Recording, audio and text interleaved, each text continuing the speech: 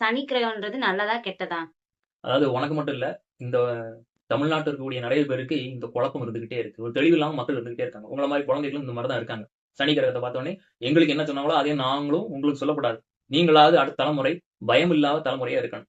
சனி கிரகம்ங்கிறது முதல்ல ஒரு கெட்ட கிரகம் கிடையாது. புரியுதா? ம். அதாவது ஜோதிட ரீதியா நான் சொல்றது ஜோதிட ரீதியா. சனி கிரகத்த ஏன் இந்த மாரி கெட்ட கிரகமா மக்கள் நினைக்க ஆரம்பிச்சாங்கன்னா, சனிங்கிற ஒரு கிரகம் பூமிய விட்டு ரொம்ப தூரத்துல இருக்கு. ம். தூரமா இருக்கிற ஒரு விஷயத்த நாம என்னைக்காவது அடையணும்னு ஆசைப்படுவோமா? நம்ம கண்ணுக்கு பக்கத்துல தெரியக்கூடிய விஷயத்த என்ன பண்ணுவோம்? அத பத்தி நம்ம ஆசைப்படுவோம். அத பத்தி என்ன நமக்கு தெரியும்? கண்ணுக்கே தெரியாம ரொம்ப தூரம் தள்ளி இருந்தா அது மேல நமக்கு ஆசை வருமா? எதுவுமே தெரியாதுல்ல. முன்ன பின்ன தெரியாத ஆள்ட்ட போய் நீ பழகுவியா? பேசுவியா? மாட்டேல்ல. தள்ளி தானே நிப்போம். பூமிய விட்டு ரொம்ப தூரத்துல இருக்கிற கிரகம் சனி கிரகம். இப்ப தூரமா இருக்கிறது எல்லாமே சனிக்கு சொந்தமானதுன்னு நம்ம ஜோதிடத்துல சொல்றோம். இப்ப தூரமா இருக்கிற வார்த்தையில எவ்வளவோ பொருள் இருக்கு தெரியுமா? தொலைவில் இருப்பதுன்னு தொலைந்து போச்சுன்னு சொல்றோம் ஒரு பொருள் காணாம போச்சு, தொலைஞ்சு போச்சுன்னு சொல்றோம்ல. அப்ப அது சனி கிரகத்துக்குரியது. ஏன்? பூமிய விட்டு ரொம்ப தூரம் தொலைவுல இருக்கு. தொலைந்து போன பொருள்லாம் அப்ப யாரு வச்சிருப்பா?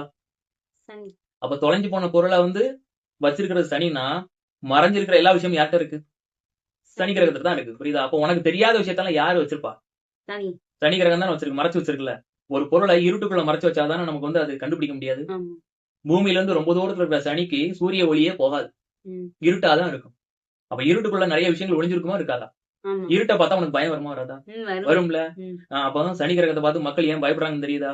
ம். இப்போ சனி கிரகத்துக்கு என்ன சொல்றோம்னா, இந்த தீட்டு கிரகம், தீண்டாமை அப்படின்னு சொல்றோம்ல. ம். ஒரு பொருள் இருட்டா இருக்க பார்த்தா பயப்படுறோம். ம். கருப்பா இருந்தாலும் உனக்கு பயம் வருமா? வராதா? ஆமா. கருப்ப அதிகமா யாராவது பயன்படுத்தி பார்க்கிறியா? பெரும்பாலான மக்கள் கருப்ப ஒதுக்கி வச்சுருவாங்க. ஏன் ஒதுக்கி வைக்கிறாங்கன்னா, அது ஒரு துக்கத்தினுடைய அடையாளம். ம். புரியுதா? அதே மாதிரி நான் இன்னொரு கேள்வி உங்ககிட்ட கேட்கிறேன்.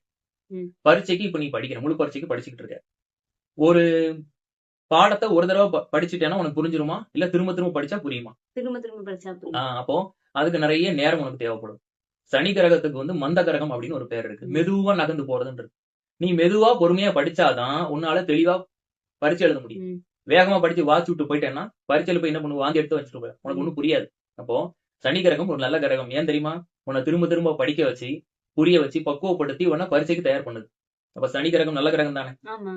அப்புறம் மக்கள் எதுக்காக பயப்படணும்? ம். இன்னொன்னு, யாரு தப்பு செஞ்சாங்களோ, அவங்க மனசுல என்ன இருக்கும்? இருட்டு இருக்கும். ம். புரியுதா?